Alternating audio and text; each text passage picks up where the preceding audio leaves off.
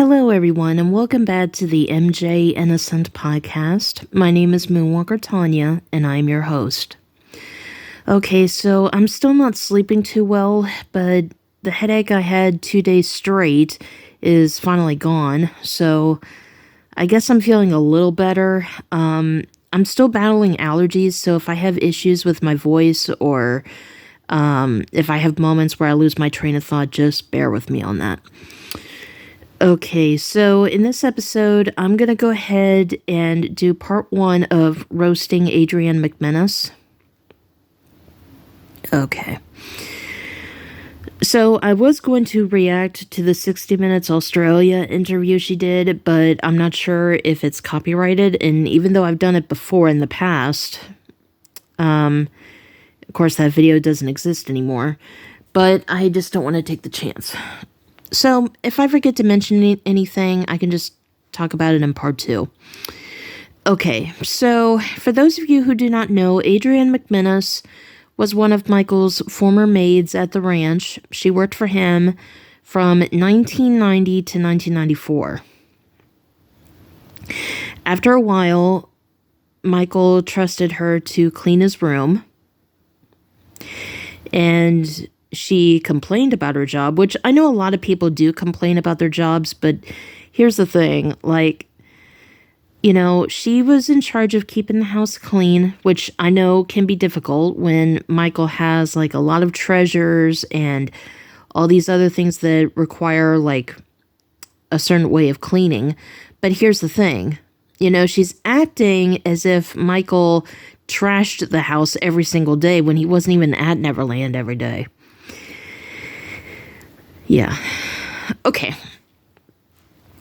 So when Michael was accused in 93, she testified saying that Michael was not capable of harming a child. She never saw him do anything wrong with a child, and she would even trust her own son with Michael. And everything was going pretty good until Adrian stole a lot of things from Michael. Now, I don't remember everything she stole from him, but I do know that she stole Michael's underwear, some of Michael's hair, the keys to his room. I think she even tried to sell her employee badge or something, but I think that was after she was fired, obviously. There was something, she also stole I keep hearing it's either a picture or a drawing of Elvis. I think she sold that for $3,000. She claims she found it in the trash, but some people don't believe that it was actually in the trash. I mean, you never know.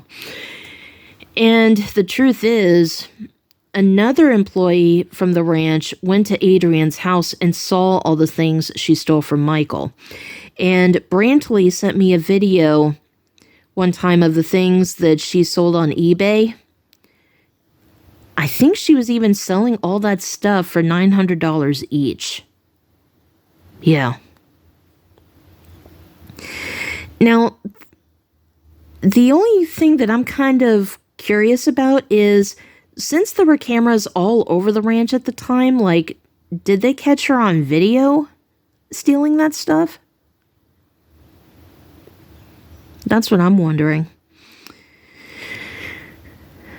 So when Michael found out Adrian stole his things, he rightfully fired her. And when that happened, that's when she completely changed her story.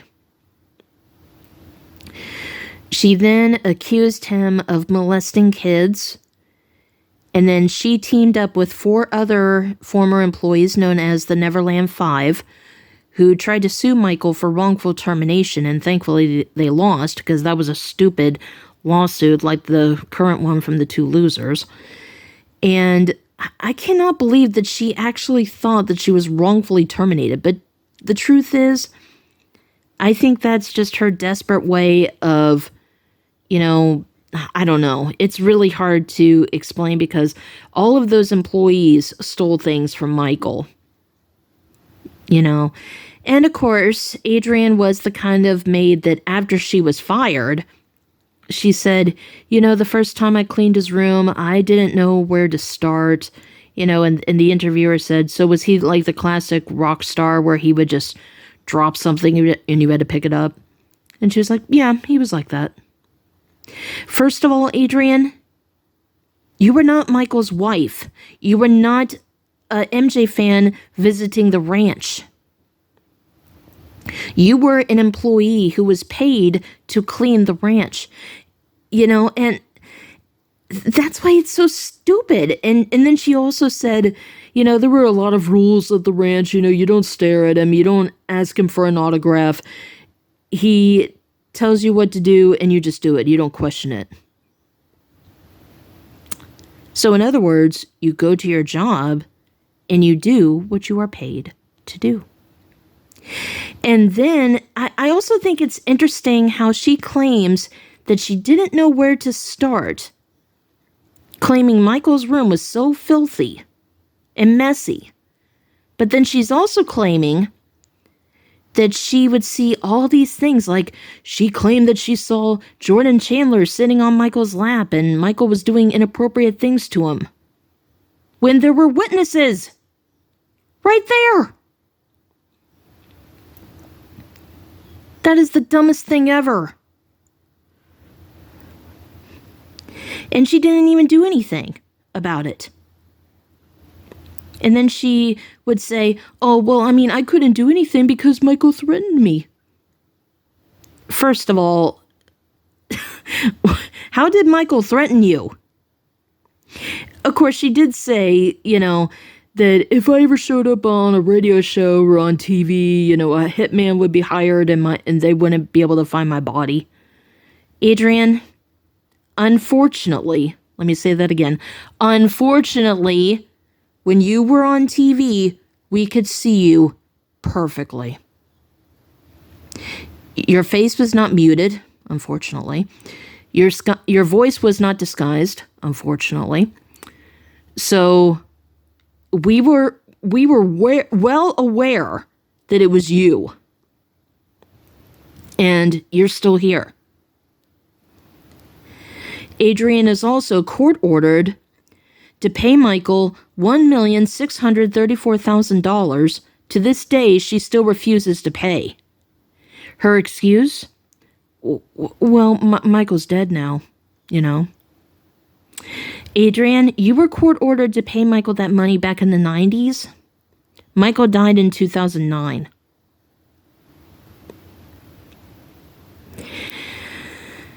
Adrian even admitted on the stand that she sold fake stories to the tabloids to be paid thousands of dollars.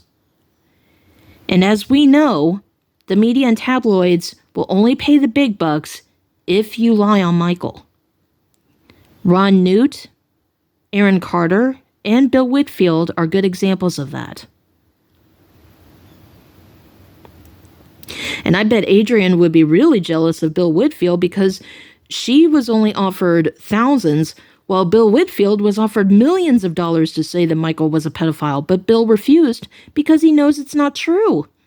And I don't remember where I saw this, but Bill was doing an interview with somebody and he said, quote, they even told me that we do not care if what you say is true or false. If you say Michael is guilty, people will believe it because it's you. No. If Bill Whitfield ever said that Michael was a pedophile, the first thing we would be asking is, how much was he paid to say that? But we also know that Bill Whitfield would never say that.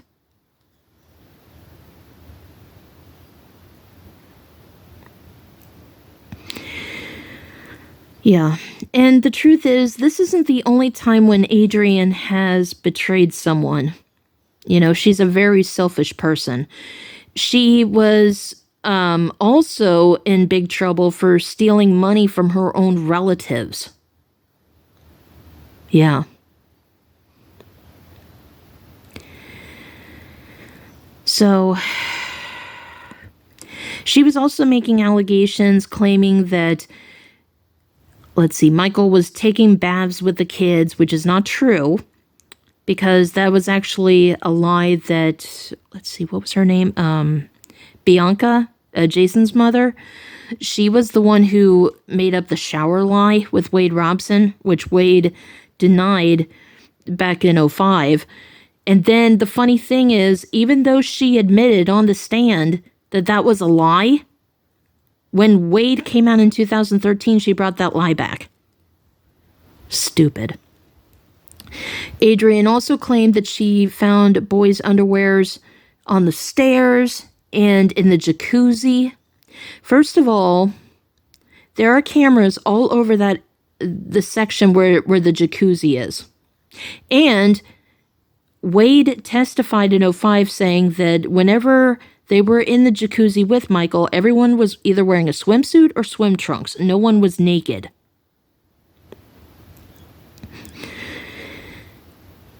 Let's see. And then as far as the staircase, I saw the staircase in question in the 60 Minutes Australia interview, and it looked like it was a red carpet with some kind of pattern like on the sides. And then they had like brief underwear like on the stairs.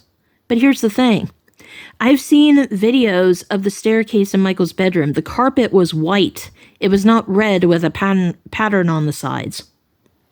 So I do believe that was staged, obviously. So, yeah. And let's see. I feel like I'm forgetting something. Just give me a sec.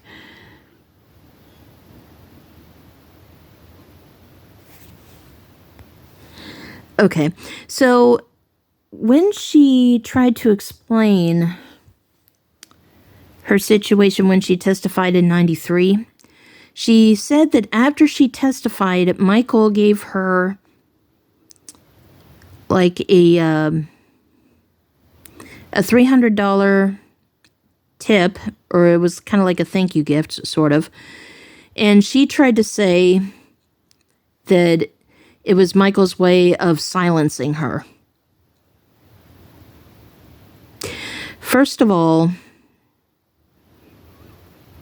there isn't a single amount of money that would silence me in that kind of situation.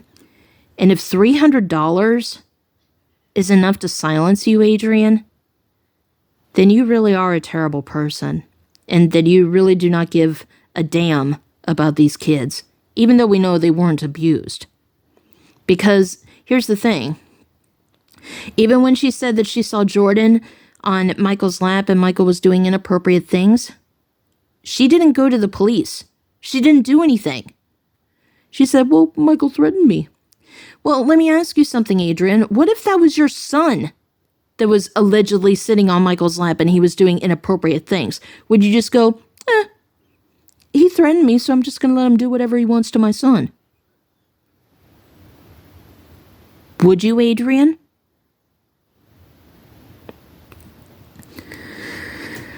And even if Michael did threaten her, which I would need proof, she was not held hostage at the ranch, and neither were the kids or the families. They all left. They could have called the police. Adrian could have said, I quit, and then called the police.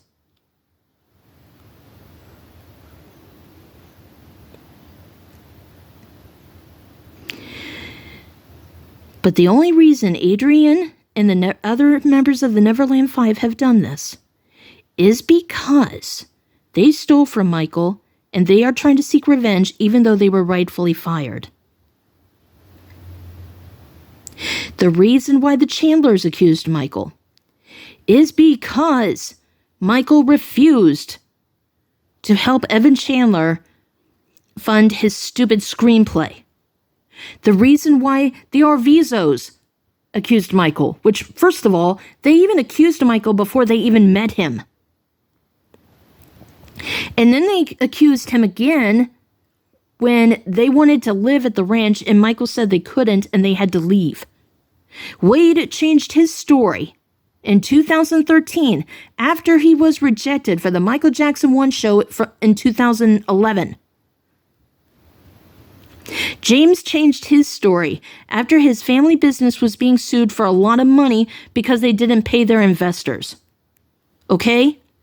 It's only when people, like, either they do something wrong to Michael and he kicks them out of his life, or Michael can tell that someone is trying to take advantage of him and he pushes them away, which is Michael's right. Michael wasn't perfect. Let's make that very clear.